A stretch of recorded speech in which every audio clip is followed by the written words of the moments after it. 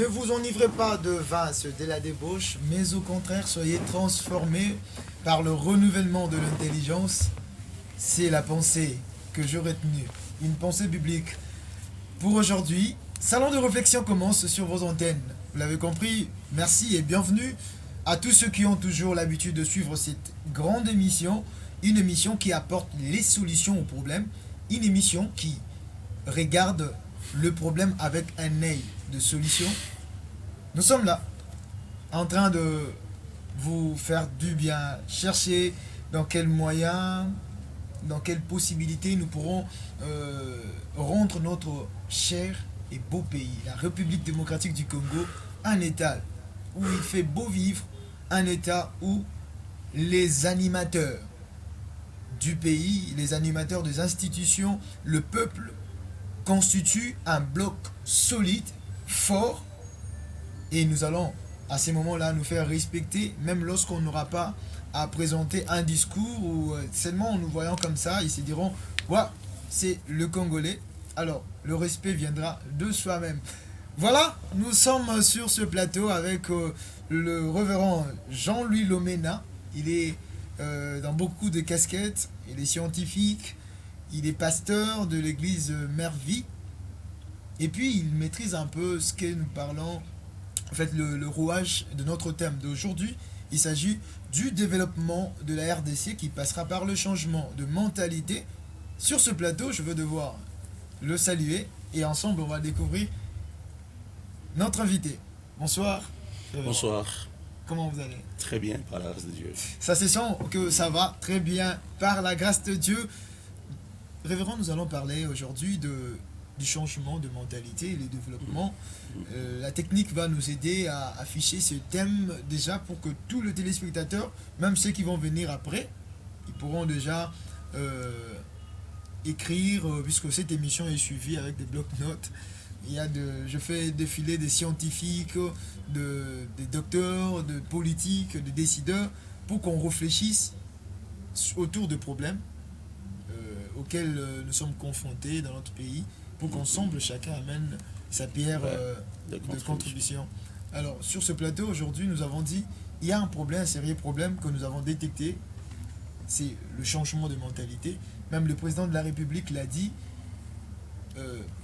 nous devons changer nos mentalités, ou notre mentalité, afin que le développement qu'il amène dans sa vision soit réel et effectif. Ça peut être même rapide, puisque si le changement de mentalité est déjà assis, ça va permettre sa vision de couler.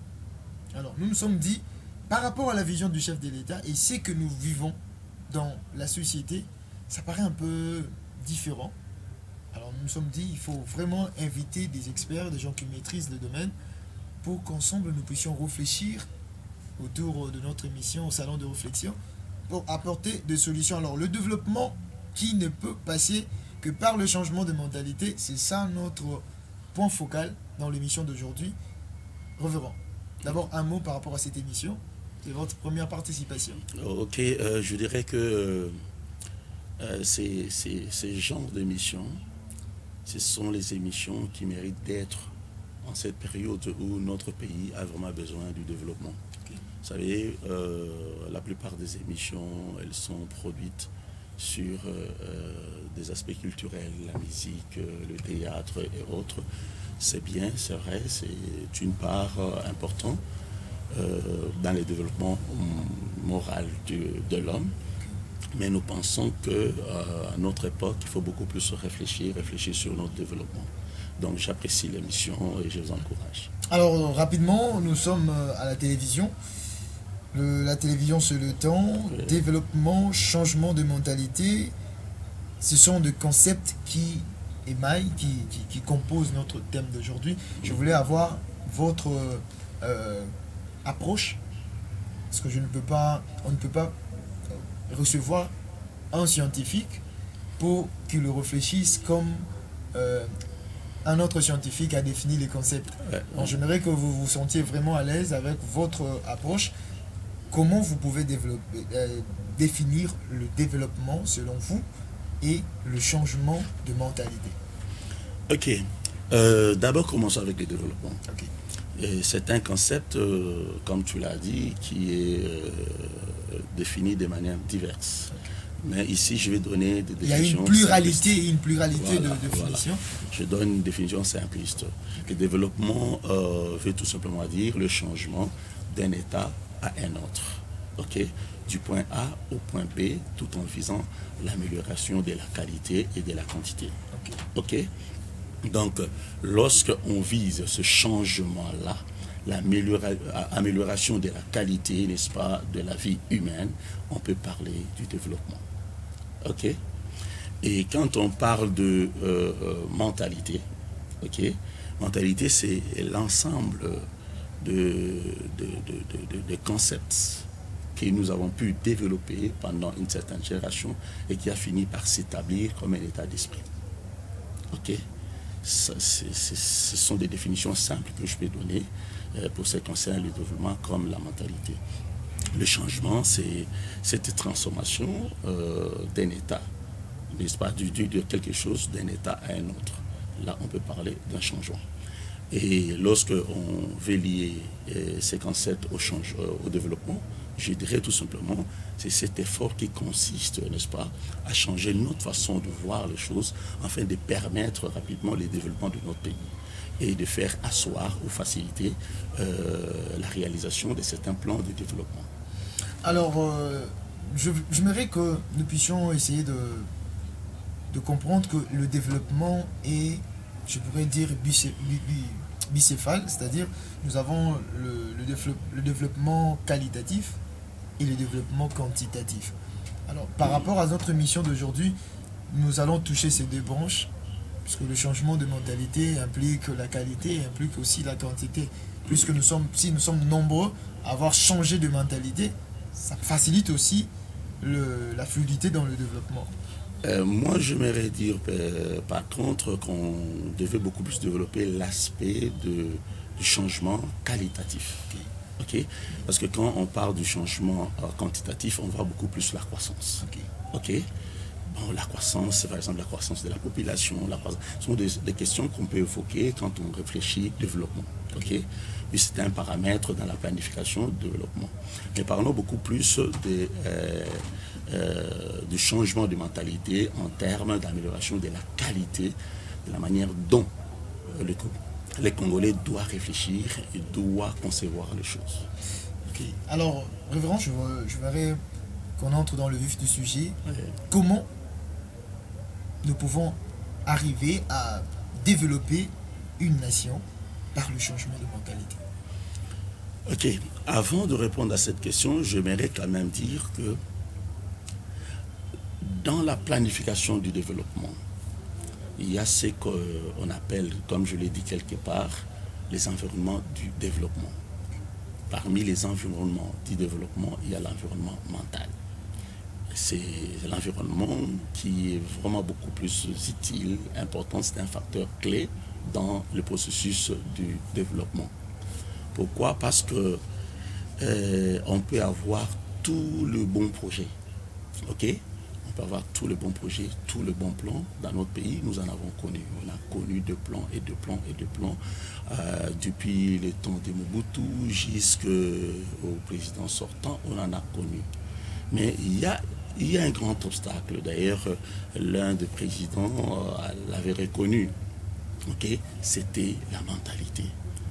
Donc, c'est pour dire une mauvaise mentalité constitue un obstacle au processus du développement. C'est pourquoi, dans la planification du développement, il faut se focaliser sur la mentalité, sur le changement de la mentalité.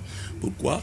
Parce qu'une fois que la population a une mentalité réceptive au programme de développement, cette population sera un allié, va faciliter l'implémentation de ces programmes.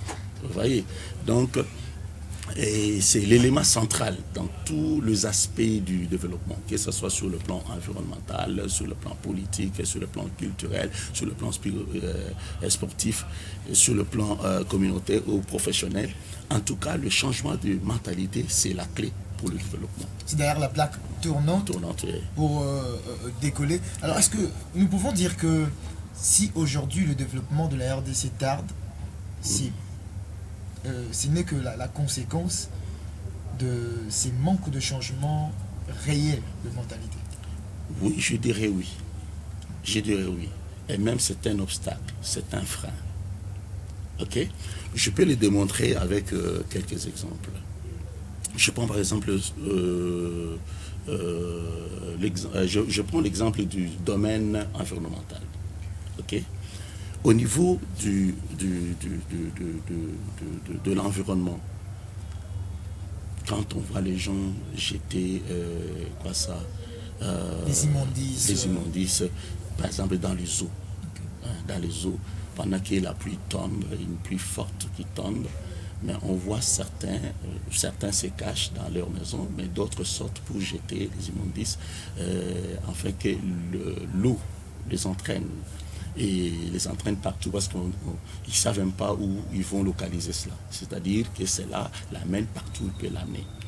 Si on voit les gens jeter, par exemple, les produits en plastique, dans les eaux qu'on retrouve dans les rivières Calam, parce qu'il est même démontré que ces produits, ces matières en plastique ne se détériorent pas. C'est ça le problème. Ça peut prendre même un siècle. C'est ça le problème. Oui. C'est ça le problème. Par exemple, à ce niveau-là, il faut donc apprendre à la population comment gérer le déchet. Ouais. Leur apprendre comment gérer les déchets. Il y a les déchets en plastique, il y a les déchets en verre, il y a les déchets en boîte, il y a les déchets facilement transformables. Vous voyez? Donc, il faut savoir apprendre à la population comment gérer leurs déchets. Et ceux qui vont passer pour récupérer les déchets, ils vont trouver juste des sachets, par exemple, des sachets à déchets en plastique, comme ça on sait où on peut les amener et comment on peut les transformer.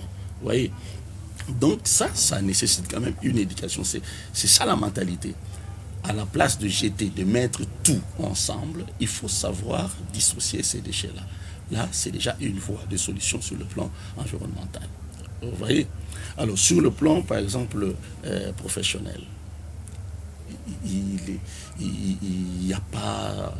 Si nous regardons, nous avons été dans certains... Alors, révérend, excusez, j'aimerais qu'on reste un peu sur l'aspect environnemental, puisque là, nous parlons même de King Bopeto, le gouverneur argentin Ngobila, qui a lancé une campagne d'évacuer un peu tous ces déchets. Pour lui, il veut avoir un environnement sain. Oui. Par rapport à ce que vous venez de développer dans ces secteurs environnementaux, j'aimerais que vous répondiez rapidement avant de passer à l'autre secteur. Qu'est-ce que la population peut, par exemple, faire parce que là, pour faciliter la vision? Vous parlez déjà de King Bopeto. Okay. King Bopeto c'est fait au travers d'une structure. Okay? Donc, en réalité, ça devait associer à la fois la population, mais aussi une structure. Okay? La structure, c'est pour orienter l'action, et la population, c'est pour intégrer à l'action. Vous voyez, on peut remarquer qu'il n'y a pas une implication de la population dans ce sens-là. Ok? C'est devenu presque un slogan plutôt qu'une réalité. Qu'une réalité. Vous voyez, par exemple, ce n'est pas pour l'adorer, ce n'est pas... Même moi, je suis un scientifique, je suis réaliste, je suis quelqu'un qui regarde les choses en face. Aujourd'hui, nous gardons un souvenir du Salomon, qui est devenu toute une mentalité. C'était une mentalité. Chaque samedi, on devait travailler. Chaque samedi, on devait retrouver tous les membres de la famille devant leur parcelle ou dans leur parcelle en train de travailler. Vous voyez? Donc, en ce moment-là, on a réussi à produire une mentalité qui a fini par disparaître peu à peu. Aujourd'hui, on n'en trouve pas. Même si on dit les samedis, on doit nettoyer nos marchés, on doit nettoyer nos quartiers. Mais en réalité, aujourd'hui, ça ne se fait pas vraiment. Vous voyez? Donc, il faudrait de nouveau qu'on revienne sur cela, sur cette habitude-là. On l'avait fait, on a forcé les gens d'une manière ou d'une autre à intégrer cela dans leur vie. C'est quelque chose qui n'existait pas. Vous voyez? Donc, il y avait la population qui était impliquée. Et le vrai succès, c'est quand la population s'implique. Parce que vous imaginez, un samedi, tout le monde se met à travailler, nettoyer sa parcelle. Donc du coup, c'est toute la ville qui sera propre. OK? Mais quand c'est une structure qui essaye de le faire, il sera limité. D'abord dans les nombres du personnel, ça c'est un. Et deux, dans les moyens matériels aussi. Vous voyez? La structure ne saura pas être partout au même moment, donc ça sera compliqué. Oui. Entre-temps, il y a aussi un autre problème de méthodologie aussi. Vous savez, parler d'un projet, d'un bon projet, Kimbobeto, c'est bien, mais savoir comment le faire, c'est mieux. Puisqu'il y a ce qu'on appelle la politique d'intégration. Donc il faut intégrer, comme vous l'avez dit, intégrer la population. C'est l'approche participative. Voilà. Il ne faudrait pas seulement imposer à la population qu'on sente une sorte de verticalité dans la décision, mais que ça soit un peu d'une manière collaborée. Vous savez, dans la planification du développement, il y a ce qu'on appelle les plans indicatifs. Les plans indicatifs, c'est-à-dire l'autorité essaie d'orienter, montre les chemins à la population pour que la population intègre. Donc sans trop le forcer, avec un peu de démocratie, on dit voilà ce qui est bon à faire. Et la population comprend et puis il s'implique. Il y a des plans incitatifs. Incitatif, c'est-à-dire on met en place une politique qui va encourager les gens à pouvoir s'orienter vers le domaine que visent les autorités, mais au travers de moyens incitatifs. Alors, des avantages. Mais il y a aussi un plan impératif. Impératif, c'est-à-dire un peu, il faut savoir imposer. Sinon, il n'y a pas l'État. Mais quand il n'y a pas de sanctions, personne ne va respecter. Vous savez, c'est aberrant de croire que la démocratie, c'est la liberté de tout. Et même... Ça aussi, c'est une mauvaise mentalité que nous avons eue. Les gens pensent que quand il s'agit de la démocratie, il faut dire tout ce que tu veux. Tout ce que tu veux, tu peux injurier, tu peux faire tout ce que tu veux, tu dois refuser, même pour répondre à ses devoirs civiques, on ne sait pas répondre à ses devoirs civiques parce que c'est la démocratie. Non, nous avons des devoirs envers notre pays. Nous avons des obligations, nous avons également des droits. Alors, là où le citoyen a des devoirs, il faut l'aider à accomplir ses devoirs. Voilà. Donc, c'est comme ça que je dis, il faut savoir un peu orienter, un peu imposer aussi. Et voilà. Alors, vous étiez en train de parcourir les différents secteurs où nous devons implémenter le changement des mentalités. Vous avez parlé de l'environnement. Le prochain secteur, c'était... On peut par exemple, sur le plan professionnel. C'est important. Un pays ne peut pas se développer sans travail. Il faut cultiver l'amour du travail. Non seulement l'amour du travail, mais l'amour du travail bien fait. OK? Je suis passé par certains cabinets, OK? Où je travaillais, je pouvais sortir de ce cabinet à 21h, à 22h.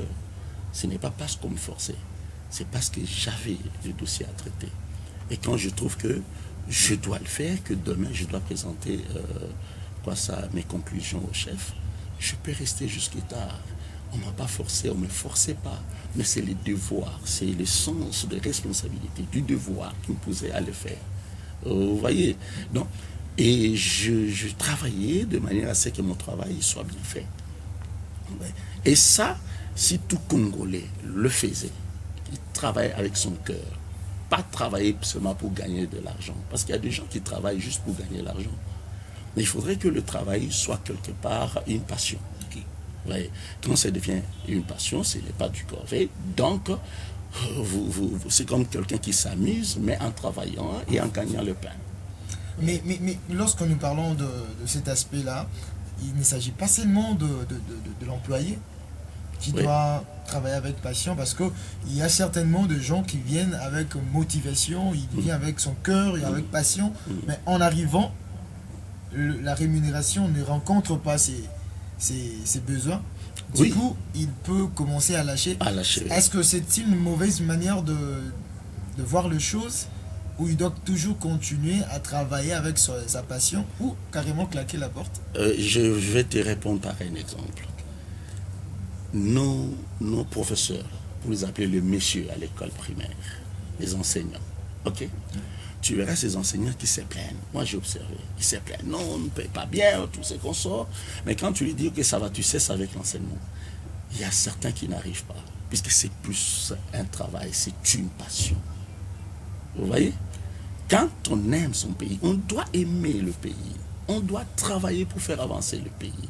On ne doit pas voir d'abord ses propres intérêts. C'est là aussi le changement, le point du changement de mentalité. Vous voyez? Donc, il faut d'abord offrir avant de pouvoir attendre la rémunération. Ça peut attendre le nombre d'années, mais il faut continuer à percer. Il faut continuer à percer. Je ne sais pas si tu connais un Robert Kiyosaki. Oui. Ok? Oui. C'est lui qui a écrit Père riche, Père pauvre. Exact. Un ouvrage qui est vendu dans Ouais. des millions d'exemplaires. Son père pauvre, riche plutôt, l'avait imposé à une discipline. Lorsqu'il a commencé, il a promis une petite rémunération. Et quand tu l'as réclamé, il a annulé la rémunération. Il a dit, tu dois continuer à travailler. Mais aujourd'hui, il est parmi les riches. Vous voyez? Donc, il voulait l'apprendre, l'amour du travail, c'est donné. Et aujourd'hui, il a découvert beaucoup de choses qui lui donnent beaucoup plus d'argent que ce qu'on pouvait lui donner à ce moment-là. Vous voyez? Donc, nous devons aimer notre pays, nous devons travailler. Mais nous devons aussi être rémunérés, c'est vrai. Et là, vous savez, le changement de mentalité, ce n'est pas seulement pour l'employé, c'est aussi pour l'employeur. L'employeur doit savoir motiver. Okay? La motivation pour l'employeur fait partie aussi, fait partie aussi du changement de mentalité. Il ne faut pas utiliser les gens comme de machines. Ils ont des désirs, ils ont des besoins, ils ont l'envie, ils ont tout ce qu'un homme peut avoir comme besoin, donc il faut savoir répondre à ces besoins. Voilà. Alors, dans le secteur politique, par exemple, oui. Il y a des gens qui sont nommés, il faut nommer. Il vient avec le galon du chef. Pendant que la réalité nous impose autre chose, le contraire même de ce que certains de nos autorités amènent en étant sur son fauteuil. Voilà. Ça c'est un problème. On doit venir face au ministère, si on est ministre, comme tu as dit, on doit se dire, je suis un leader. Un leader est différent d'un simple chef. Les chefs donnent des ordres, mais un leader met la main à la pâte. Donc, ils marchent ensemble avec il donne les exemples à suivre, il pose des actes. Oui, il pose des actes. Vous voyez, nous avons connu des gens que nous avons appréciés. Tous les Quinois le savaient. Il y a des autorités qui arrivaient 6 heures au bureau, avant tout le monde. C'était un bon exemple. Nous avons eu des autorités qui ont interdit, n'est-ce pas, c'est que le véhicule officiel puisse sillonner à 18h, à 19h. Quand le boulot est terminé, on doit faire la part des choses entre son propre véhicule et le véhicule officiel. Vous voyez, ça, c'est aussi le changement des mentalités. On fait la part des choses. Ok? Quand on vient, par exemple, on prend un poste, tout ça. Quand on s'est dit, maintenant, c'est l'occasion ou jamais. Vous voyez, on n'est pas venu servir, on est venu se servir. On doit se dire, je suis serviteur. Conformément à la parole de Dieu qui dit, c'est lui qui sert est plus grand que celui qui a servi. Voilà. Le président de la République l'a souligné, oui, quand il était nouvellement élu, quand on a proclamé le résultat. Il a dit même aux membres de sa famille que je ne veux pas vous voir faire poser des actes comme vous voulez. Voilà. Nous sommes d'ailleurs dans l'obligation de servir d'abord le peuple. Voilà. Alors ça, c'était un mot fort, Oui. que le Congolais devait déjà copier Voilà. et s'en approprier. Un autre exemple, il n'y a pas si longtemps, j'ai suivi un communiqué sur Top Congo où la famille présidentielle a été éprouvée. N'est-ce pas? Je ne sais pas si vous l'avez suivi. Oui, je suis. Mais ce qui était curieux, c'est quoi? J'ai beaucoup aimé. On n'a pas levé son nom. Mais il y a un membre de la famille qui a signé au nom de la famille. Et il a été cité, pas en première position, il a été signé en 5e ou 6e position. Quand on donne un communiqué, ça c'est du nouveau. Ça j'ai apprécié. Vous voyez, c'est ça. Il est chef, quand il vient même, mais il essaie de vivre comme un citoyen normal. Il vient même au culte. Oui, il fait la part de choses. La maison de Dieu. Mais ça j'apprécie. Ça fait partie du changement de mentalité. Là, il est en train d'imprimer un nouveau type de leadership congolais. Vous voyez? Donc, c'est ça. Et vous savez, quand les gens sont tellement dans les mythes du pouvoir, ils cessent d'être humains. Et ils oublient même la souffrance de la population. Et j'apprécie parce qu'il est le président Tshisekedi est proche de la population. Je l'ai vu descendre à la télé, bien sûr, au grand marché. Oui. Et puis il parlait avec tout le monde. Avec tout le monde. Il ne s'est pas empêché de passer par là où tout Congolais pouvait passer. Est-ce qu'on peut dire que on pouvait lui faire une petite voix spéciale, mais lui, il est passé. Est-ce qu'on peut dire que c'est par rapport à sa tactique de communier avec la population c'est ce qui permet à ce que sa vision soit intériorisée facilement par la population? Non, moi je crois que parce qu'il ne fournit pas assez d'efforts, oui. Même quand il n'a pas de moyens. Oui. Il suffit seulement de lancer un truc et puis... Oui. Je crois qu'il a bénéficié d'une très bonne éducation. Okay. Il est humain. Vous voyez? Okay. En tout cas, c'est le profil pour un président. Il doit être humain. Quand on est humain, on sera sensible aux problèmes des autres. On le voit descendre dans le deuil. Il vit normalement. Il sait compatir avec les gens. Vous voyez, ça, c'est une implémentation d'une nouvelle mentalité. Alors, révérend, nous allons essayer un peu de discuter autour de méthodes. Oui.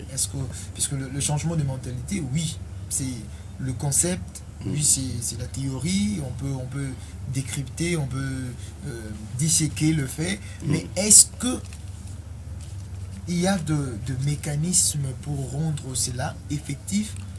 Et si oui, voilà là où nous parlons de méthode, une méthodologie, on peut même citer quelques stratégies pour rendre ces méthodes possibles. C'est une très belle question. Il faut dire que le changement de mentalité n'est pas du tout facile. Ok? Il faut savoir comment. C'est vraiment un grand chantier. Oui, un grand chantier. Il faut savoir comment aborder. Il faut l'aborder techniquement. Ok? Pour ce qui concerne le changement, il y a 4 approches. Ok? Parmi lesquelles il y a aussi la mutation. Ok? Il y a la révolution. Pour ne pas parler des révoltes. Je ne peux jamais souhaiter la révolte avec tout ce que notre pays a connu. Non, on ne peut pas. Ok? On ne peut pas non plus la révolution. Oui. Mais beaucoup plus, je suis pour la mutation. Parce que la mutation, c'est un changement progressif d'un point A à un point B. Ok? Avec la mutation, il y a de la démocratie là-dedans. Donc, tout à fait. Un changement pacifique. Pacifique, qui respecte les droits des uns comme des autres, les devoirs des uns comme des autres. Vous voyez, je crois le président de la République l'avait dit une fois, qu'il souhaitait ces changements, qui respectent aussi la liberté individuelle. Ok. Donc, avec la mutation, c'est bien indiqué pour faire cela. Ok. Alors, il faut aussi dire que quelque chose qu'il faut souligner, quel que soit le type d'approche, le changement est implémenté très souvent par des petits gestes. savoir déjà dire à son frère le matin, bonjour mon frère. Alors, les gens pensent que quand il faut changer de mentalité, il faut avoir de gros moyens. Non, Il faut travailler à la banque. Ça peut commencer avec des petits gestes. Bonjour, s'il te plaît. Vous voyez, voulez-vous. Vous voyez, ces manières-là montrent déjà qu'on a le respect pour l'autre, on a la considération pour l'autre. Les changements peuvent commencer avec des petits gestes. Ok? Mais dans cette mutation, on peut proposer une certaine procédure. Okay. Pour changer la mentalité, il faut commencer d'abord par détecter le mot qui ronge notre société. Donc, il faut savoir les identifier. Okay. Et les diagnostiquer. On commence par les diagnostiquer. Puisqu'on ne peut pas changer la mentalité comme ça. Il faut cibler. Il faut dire que c'est vrai que le Congolais est séculé, mais il peut avoir aussi des valeurs. Donc on ne peut pas changer ces valeurs. Au contraire, on peut les encourager. Mais il a quand même des défauts. Il faut détecter ces défauts-là. Okay? Une fois qu'on détecte les défauts, on fait toute une liste. C'est ce qui va constituer avec le temps tout un programme. Ok? Par exemple, au niveau éducatif, il y a des mots qui rongent notre éducation. Lorsque les gens n'ont pas la fierté d'un succès mérité, il faut cultiver. La réussite par le canapé, comme on dit. Ce sont des antivaleurs. Il faut savoir décourager cela pour relever les mérites, relever le succès mérité. Est-ce que pour changer de mentalité avec quelques méthodes que vous êtes en train d'évoquer, il faudrait d'abord commencer par rappeler ce qui est mauvais et puis imposer des valeurs, ou il faut commencer d'abord par imposer des valeurs et ensuite vous rappeler ce que les valeurs peuvent résoudre? Non, il faut d'abord détecter. C'est ça le principe. On détecte. C'est comme si tu es allé chez le médecin. Okay? Le médecin commence par un examen. Parce qu'il doit exactement savoir de quoi tu souffres. Okay?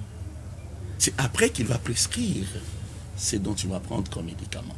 Exact. Ok? C'est ce qu'il faudrait faire également pour notre pays, pour la nation. Pour ce qui concerne le changement de mentalité, on commence par là. Parce que c'est ça l'obstacle au développement. La corruption, le clientélisme. Vous voyez? La réussite facile. Il faut les lister. Et après avoir listé, il faut préparer maintenant l'information curative. Parce qu'il faut dire que la mentalité, les grands produits qu'on utilise pour changer la mentalité, c'est l'information. L'information, donc c'est le produit majeur pour transformer la mentalité. Puisque ça se passe au niveau mental. Le problème que nous avons dans notre pays, il faut quand même que je le dise, nous sommes beaucoup plus dans la facilité de curer le problème en lieu de place de prévenir le problème. Tu l'as dit. Par exemple, au jour d'aujourd'hui, qu'est-ce qu'on fait? Tout ce qu'on peut entreprendre comme programme changement de mentalité, nous sommes dans la phase curative. Pourtant, on pouvait le faire dans une phase préventive. Là, la responsabilité revient même aux parents quand les enfants sont encore... avant même qu'ils aillent à l'école, voilà. Imprimer déjà d'une manière préventive les valeurs. Les valeurs. Parce que quand ils vont sortir, c'est à eux maintenant d'influencer l'environnement. Par exemple, l'amour du patrie. Ce sont des choses qu'on devait grandir avec. Le jour où l'enfant est né, tu lui dis, voilà, tu viens de naître, c'est ça ton pays. voit des gens, les parents, Ok, les c'est parents ça, qui disent aux ton enfants, ces pays Tu dois travailler pour ces pays. Nous, on a été jeunes, on n'y a rien. Non. Vous inculquez déjà une mauvaise... Voilà. Jusqu'à ce que certains disent tout est comme ça, tout comme ça. C'est un péché civique, si je dois dire ainsi. Non, on ne peut pas. Ça montre vraiment que on est tombé trop bas. Jusqu'à vouloir vendre notre pays, ces grands pays, non. Ok? Donc, il faut savoir cultiver cela. Dès l'enfance, on doit préparer. Tu viens de naître. Et ça, c'est ton pays. Tu as le devoir de travailler pour ce pays. De manière qu'ils deviennent grands. Quand vous regardez les Américains, c'est tout ce qu'ils font. Ils aiment l'Amérique. Tout ce qui est bien, c'est l'Amérique. Tout ce qui est fort, c'est l'Amérique. Les Français, on ne battait les pas. Tout ce qui est bien, c'est la France. Ils veulent être grands. Et ça doit être un état d'esprit. Nous sommes un grand Congo. Nous devons être grands. Et on doit cultiver cela. Depuis les bas âges jusqu'à ce que... Donc on grandit avec, on doit grandir avec. Et ça va impacter notre comportement, même dans le milieu professionnel. Ça va impacter notre comportement dans tout le milieu politique, économique, culturel, tout ça. Ça va être le moteur, n'est-ce pas, de notre développement.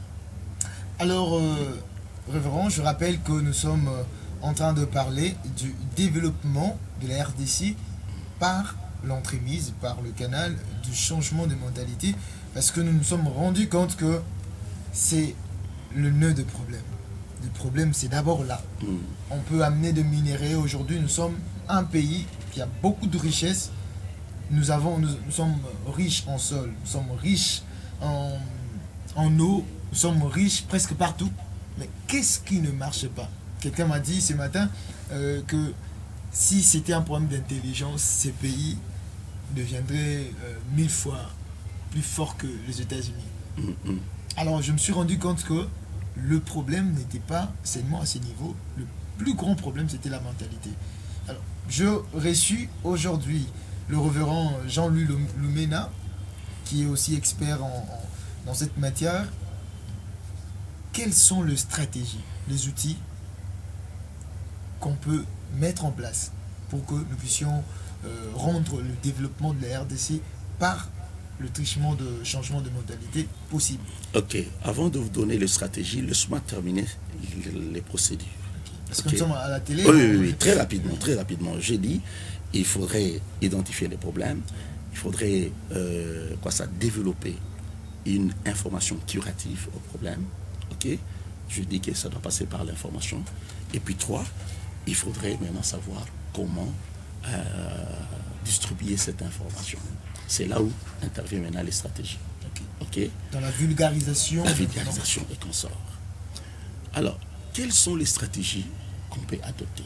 Puisqu'il s'agit là de l'information, de la transformation mentale. Comme la Bible dit, les renouvellements de l'intelligence. Ok?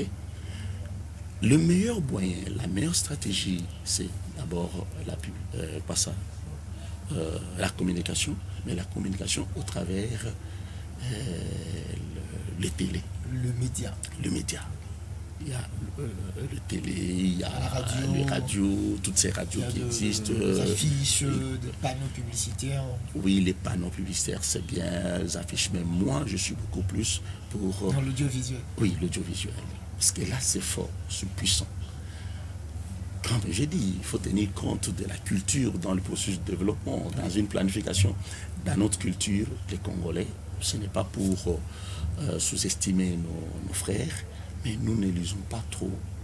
Et donc, la communication par affiche et consort a certainement de l'impact, mais pas comme au niveau de la télé ou de la radio. Ok? Donc, je dis, il faut utiliser la radio, la télé, il faut aussi organiser des journées de réflexion, comme on le fait là. Des journées de réflexion, ça j'encourage, des conférences, des changements de mentalité, des forums de réflexion avec les jeunes, vous voyez. Et quand on le fera, on verra les choses, n'est-ce pas, changer. Des journées de sensibilisation civique, ouais, organiser des trucs comme ça. Donc il faut être en contact avec la population, il faut partager, il faut le faire participer, non seulement leur apporter l'information, mais l'information est bien maîtrisée lorsque on discute autour. Et, comme les Américains aiment bien le faire, il te fait participer, tu apprends en participant. Okay. Alors, voilà. Révérend, nous sommes arrivés à la fin de notre émission. Je pense que vous avez vraiment une matière abondante dans ces secteurs que nous avons choisis aujourd'hui pour réfléchir. Mais j'aimerais que vous chutiez avec notre rubrique Pistes de solutions. Vous allez vous adresser aux autorités, à la population, puisque je rappelle que vous êtes pasteur de l'église Mervi, ouais. Vous êtes parmi les leaders d'opinion. Donc quand vous dites un mot, c'est plusieurs qui adhèrent et qui pratiquent. Alors j'aimerais que dans votre piste de solution, vous parlez de l'aspect organique et de l'aspect fonctionnel, rapidement, parce qu'on nous fait signe que le programme tend vers sa fin. Ok, puisque le changement de mentalité, c'est le moteur du développement. Donc il faudrait qu'il y ait une attention bien soutenue sur ce point-là, sur ce chantier-là.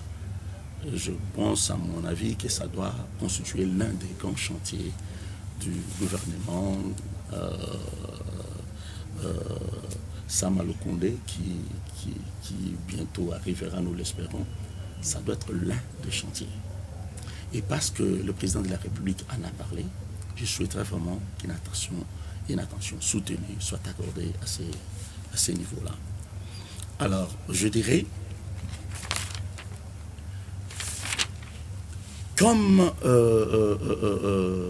proposition, comme j'ai dit, il faut identifier les problèmes, il faut savoir guérir ces problèmes, ces maladies. Et je propose qu'il y ait un plan national de changement de mentalité. Okay. Où tout le problème, n'est-ce pas, évoqué comme mot, seront coulés en forme de projet, n'est-ce pas, en forme de projet, mais aussi programme. Et cela sera fait par rapport aux réalités des différents espaces géographiques de notre pays. Par exemple, tel programme sera développé dans telle ville compte tenu de leurs habitudes. Les programmes de Lubumbashi sera différent, par exemple, du programme de Kinshasa. Oui, parce que vous comprenez quand même, sur le plan culturel, les gens sont un peu différents. Le programme développé à Kisangani est différent de celui de Bandundu, tout ça par rapport aux réalités. Mais il faudrait qu'il y ait un plan national de changement de mentalité. Pourquoi? Parce que ça peut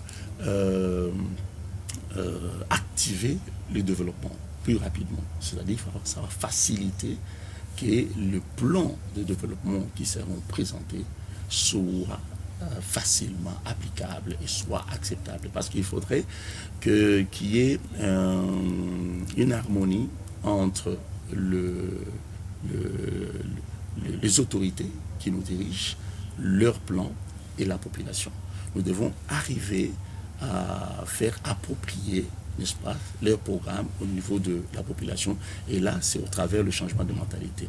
Lorsque la mentalité sera changée, je crois que la population sera prête à accepter, à recevoir le plan qui leur sera proposé sans en faire obstacle. Et c'est alors que nous aurons à vivre le développement réel dans notre pays. Je pense que on peut chuter par là. Vous avez un dernier mot à dire? Bon, les derniers mots, c'est... J'aimerais que le président de la République bâtisse ses efforts de développement sur le roc et non sur le sable. C'est-à-dire quoi? Le sable, c'est quand il n'y a pas une bonne mentalité. Il peut bâtir, il peut tout faire, mais ça sera sur le sable. Et vous connaissez, conformément à la parole de Dieu, quand le vent viendra, la maison finira par tomber. Mais une maison construite sur le roc, il persiste à tout vent. Et le roc, c'est une bonne mentalité. Donc travaillons pour améliorer la mentalité du peuple congolais. C'est la fin de cette émission. Vous avez compris que c'était les derniers mots du révérend Jean-Louis Lumena qui nous a parlé de développement de la RDC par le truchement, du changement des mentalités. Cette émission est finie. À la même heure, sur la même chaîne, vous suivrez cette émission avec tous les contours que vous avez aimés dans cette émission. Appelez-nous si vous avez besoin de participer à cette émission. Quant à moi, je vous dis au revoir et je remercie toute l'équipe technique. À bientôt. Au revoir.